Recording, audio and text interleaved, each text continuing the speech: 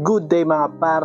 Ayan, for today's video mga par ay napaka-meaningful ng ipapatato ng ating client dahil ang kanyang ipapatato ay ang kanyang memorial portrait ng kanyang nanay. Bali, ang sinend po sa atin ni client na design ay nakatato na and napaka-common na tattoo. And nagsuggest po tayo sa kanya ng mga design na pwede nating gawin or customize para wala po siyang kapareha, para sa ganun ay maging unique din naman yung kanyang design.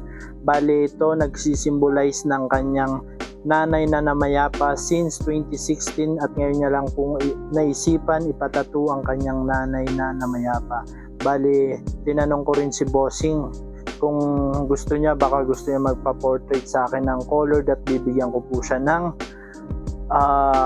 big discount, pero ang nasabi sa akin ni Bossing ay wala pong picture ang kanyang nanay. Bali, pinakitaan niya rin po ako ng picture na naitago niya sa kanyang wallet na napakatagal na pero sobrang burado na sa kanyang wallet dahil sa nabasa or what, para kahit papaano man lang ay maregaluhan ko si Bossing ng solid na portrait sana ng kanyang nanay. Pero yun talaga yung plano niya, magpa-portrait po sana, pero ito lang yung naisipan niya kasi wala din siyang mahanap na picture ng kanyang nanay, kaya ito na lang naging paraan niya para maipahatid ang kanyang pagmamahal sa kanyang nanay.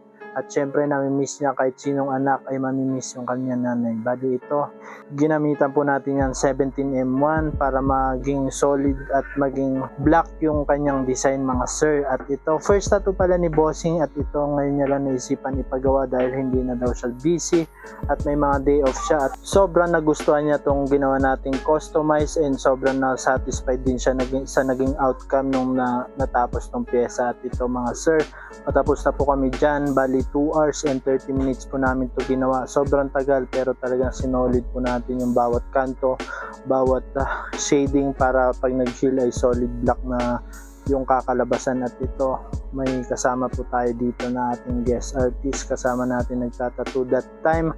At ito ginabi na po tayo dyan sa part na yan.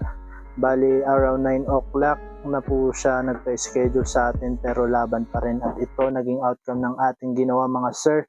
Maraming salamat po and please like and share. Abangan nyo po ulit ang mga next ating mga vlog.